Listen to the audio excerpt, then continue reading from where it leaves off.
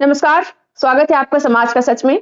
आज हम एक ऐसे मुद्दे पर बात करने वाले हैं जिस पर देश के प्रधानमंत्री बड़े गर्व के साथ ट्वीट करते हैं, पोस्ट करते हैं, मुख्यमंत्री सम्मानित करते हैं और मीडिया इसे अद्भुत गर्व की बात बताकर उछाल देता है।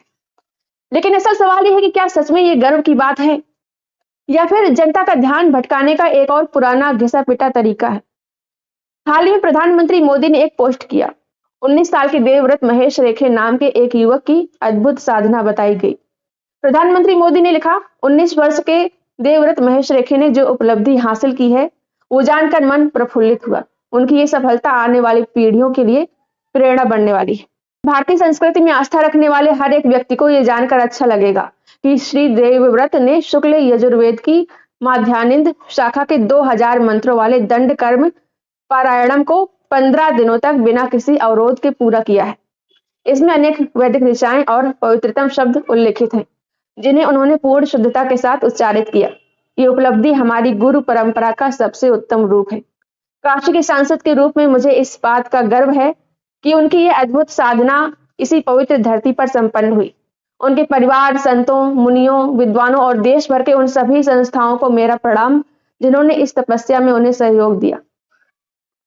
ये सुनने में बहुत आध्यात्मिक लगता है, बहुत भावनात्मक लगता है और बिल्कुल वैसा ही है जैसे वोटर्स की भावनाओं को छूने के लिए चाहिए। लेकिन हमारा सवाल बहुत सरल है, क्या इससे देश की गरीबी मिट जाएगी? क्या इससे समाज सुधार हुआ? क्या बेरोजगारी कम हुई? क्या महंगाई रुकी? क्या भ्रष्टाचार खत्म हुआ? आतंकवाद खत्म हुआ या हो जाएगा? क्या स्कूल अस्पताल सुधरे? क्या किसान की आत्महत्याएं रुकी? क्या महिलाओं की सुरक्षा बेहतर हुई? क्या किसी की लाइफ में कोई अच्छा ठोस बदलाव आया? जवाब है नहीं, बिल्कुल नहीं, कहीं भी नहीं। तो फिर सवाल यह है कि इस उपलब्धि से देश को क्या मिला? क्यों प्रधानमंत्री इसे राष्ट्रीय उपलब्धि की तरह पेश कर रहे हैं? सच बात यह है कि मंत्रोच्चार करना कोई असाधारण आविष्कार नहीं है। ये कोई वैज्ञानिक खोज नहीं है, ये कोई नई तकनीक नहीं है, ये कोई रिसर्च नहीं है, ये कोई इनोवेशन नहीं है, ये कोई समाज सुधार नहीं है और सबसे जरूरी, इससे समाज को कोई व्यवहारिक लाभ नहीं मिलता है। लेकिन फिर भी इसे ऐतिहासिक उपलब्धि बताकर प्रचार क्यों किया जाता है? क्योंकि यह काम आधुनिक भारत के विकास में मदद नहीं करता है, लेकिन राजनीति को जरूर मदद करता है। भारत एक धर्मनिरपेक्ष देश है जहां संविधान ने प्रधानमंत्री से लेकर आम नागरिक तक को धर्म से ऊपर उठकर काम करने की जिम्मेदारी दी है। ऐसे में देश के सर्वोच्च पद पर बैठे प्रधानमंत्री का किसी एक धर्म की धार्मिक उपलब्धि को बढ़ावा देना न सिर्फ संवैधानिक भावना के खिलाफ है, बल्कि करोड़ों लोगों को यह संदेश देता है कि सरकार की प्राथमिकताएं विज्ञान, तकनीक, शिक्षा, स्वास्थ्य और रोजगार नहीं है, बल्कि धार्मिक प्रदर्शन है। प्रधानमंत्री का दायित्व है कि वो वैज्ञानिक सोच, तार्किकता और आधुनिकता को बढ़ावा दें, न कि किसी धार्मिक कर्मकांड को राष्ट्रीय उपलब्धि की तरह पेश करें। भारत का भविष्य मंत्रों की जाप में नहीं है, बल्कि नवाचार, शोध और तकनीक में छिपा है। कड़वी सच्चाई यह है कि मंत्रोच्चार से किसी बीमारी की दवा नहीं बनी, किसी टेक्नोलॉजी का आविष्कार नहीं हुआ, किसी मशीन का निर्माण नहीं हुआ, किसी समस्या का समाधान नहीं हुआ, देश की अर्थव्यवस्था में एक रुपया भी नहीं जुड़ा। और जो काम करने के लिए देवव्रत को 50 दिन लगे, एआई उसे 1 मिनट में कर देता है, वो भी बिना गलती। तो फिर इसे मानवता की प्रेरणा कैसे बता दिया जाता है? क्योंकि असल मकसद ज्ञान नहीं है, नियंत्रण है। विज्ञान नहीं, अंधविश्वास को बढ़ावा देना है। तरक्की नहीं, परंपराओं की आड़ में जातिगत प्रभुत्व बनाए रखना है। आप सोचिए, अगर देवव्रत किसी दलित या मुस्लिम परिवार से होता तो क्या प्रधानमंत्री ट्वीट करते? क्या मुख्यमंत्री सम्मान समारोह करवाते? क्या श्रृंगेरी मठ से सोने का कड़ा मिलता? क्या काशी के पंडित चांदी की दंडी पहनाते? साफ बात है, नहीं, बिल्कुल नहीं। क्योंकि ये सब तपस्या आध्यात्मिक मेहनत के लिए नहीं, बल्कि जातिगत परंपरा के प्रमोशन के लिए है। वेद मंत्रों का पाठ वही करेगा जिसे सदियों से अधिकार दिया गया है। बड़े मंदिरों में यही पुजारी बनेंगे, यही मठाधीश बनेंगे जिन्हें सदियों से अधिकार दिया गया है। ये क्षेत्र तो वैसे ही 100% जातिगत आरक्षण वाले हैं। तो फिर ये किसका प्रमोशन है? कौन सी प्रतिभा है? कौन सा राष्ट्रीय योगदान है? सच्चाई यह है कि ये पूरी प्रक्रिया सिर्फ रट्टू तोता संस्कृति है, कंठस्थ करने की कला है। क्या ऐसे दिमाग तेज होता है? बिल्कुल नहीं।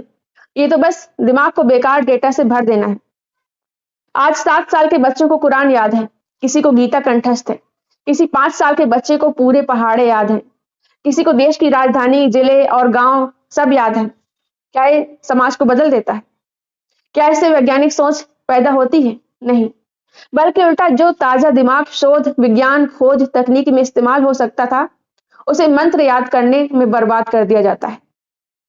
एक तरफ दुनिया दवाइयां बना रही है, एआई विकसित कर रही है, अंतरिक्ष में नए ग्रह ढूंढ रही है, माइक्रोचिप्स डिजाइन कर रही है, नई नई टेक्नोलॉजी से जीवन आसान बना रही है, और इधर हम मंत्रोच्चार को उपलब्धि बता रहे हैं। पूरी दुनिया इंसान का जीवन बेहतर करने में लगी है और हम मंत्रों से वातावरण शुद्ध करने की झूठी कहानियां सुना रहे हैं। और सबसे मजेदार, वो मंत्र जिनका अर्थ भारत के 99.99% लोग पढ़ या समझ तक नहीं सकते, उनको प्रमोट किया जा रहा है। वैदिक काल में याद करने की कला की कुछ प्रासंगिकता थी, क्योंकि तब किताबें कम थी, लेकिन आज एक 50 रुपए की किताब या एक पेन ड्राइव या क्लाउड में अपलोड डेटा मंत्रों को हजारों सालों तक सुरक्षित रख सकता है। तो सवाल यह है कि जब तकनीक ज्ञान को पहले ही सुरक्षित कर चुकी है, तो इंसान की स्मृति को 2000 साल पीछे क्यों धकेला जा रहा है? क्यों उसे डिजिटल स्किल्स नहीं सिखाई जा रही है? क्यों उसे विज्ञान तकनीक नहीं सिखाई जा रही है?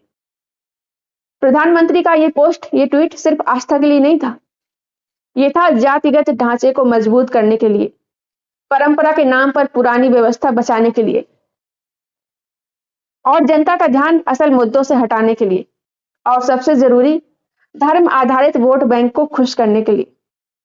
क्योंकि जिनकी जिंदगी में नौकरी नहीं है, उन्हें सपने दिखाए जाते हैं, जिनके घरों में अच्छा भोजन तक नहीं है, उन्हें धर्म की कहानियां परोसी जाती हैं, और जिनके बच्चों को शिक्षा रोजगार नहीं मिलता, उन्हें आध्यात्म, संस्कार, परंपरा जैसे शब्द थमा दिए जाते हैं।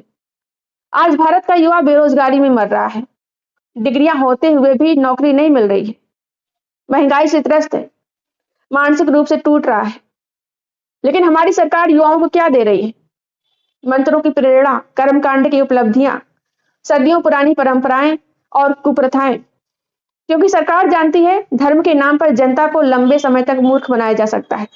ये प्रधानमंत्री और मुख्यमंत्री के लिए फायदेमंद है, इसलिए वे धार्मिक कर्मकांड करने वाले ऐसे लोगों को प्रमोट करते हैं। क्योंकि आखिर यही लोग तो आगे चलकर धर्म के नाम पर देश की जनता को मूर्ख बनाने का काम करेंगे ना। देश के युवाओं को धर्म के नाम पर जोम्बी बनाने का काम किया जा रहा है, जबकि इस समय भारत के युवाओं को चाहिए विज्ञान, टेक्नोलॉजी, स्टार्टअप अवसर, अच्छी एजुकेशन, नौकरी, रोजगार, स्वास्थ्य व्यवस्था। पर क्या मिलता है? मंत्रोच्चार पर राष्ट्रीय गर्व। देश की जनता पूछना चाहती है, अगर ये उपलब्धि इतनी महान है, तो क्या मंत्रों से देश की गरीबी मिट जाएगी? क्या मंत्रों से अपराध रुकेंगे? क्या मंत्रों से आतंकवाद रुकेगा? क्या मंत्रों से जातिवाद खत्म होगा? क्या मंत्रों से इलाज मिलेगा? क्या मंत्रों से सड़कें बनेगी? क्या मंत्रों से बिजली आएगी? क्या मंत्रों से पानी मिलेगा? क्या मंत्रों से अस्पताल सुधरेंगे? क्या मंत्रों से जीडीपी बढ़ेगी? जाहिर है नहीं। फिर से राष्ट्रीय उपलब्धि बनाकर क्यों बेच रहे हैं? हर इंसान को अपनी परंपरा मानने का हक है। मंत्रोच्चार एक शौक या कला हो सकती है, लेकिन इसे राष्ट्र निर्माण का मॉडल बताना, प्रधानमंत्री द्वारा इसे बड़ी उपलब्धि बताना, ये जनता को बेवकूफ बनाना है। ये 21वीं सदी की सोच नहीं है, ये राजनीति का एक उपकरण है, धर्म के नाम पर भावनात्मक कंट्रोल। आज जरूरत है वैज्ञानिक सोच की, टेक्नोलॉजी स्किल्स की, इनोवेशन की, रिसर्च की, नौकरी बनाने की, गरीबी हटाने की, आधुनिक एजुकेशन की, न कि मंत्रोच्चार को राष्ट्रीय प्रेरणा का दर्जा देने की। किसी एक युवक ने 15 दिन मंत्र पढ़ लिए, बहुत अच्छी बात है, उसकी निजी उपलब्धि है, लेकिन इसे प्रधानमंत्री स्तर का राष्ट्रीय गौरव बनाना, ये राजनीति है, ये पीआर है, और ये ध्यान भटकाना है। भारत की तरक्की एआई से होगी, विज्ञान से होगी, शोध से होगी, न कि मंत्रों से। और इस सच को जितना जल्दी हम स्वीकार कर लेंगे, उतनी जल्दी ये देश आगे बढ़ेगा। आप इस बारे में क्या सोचते हैं? कमेंट करके जरूर बताएं। धन्यवाद।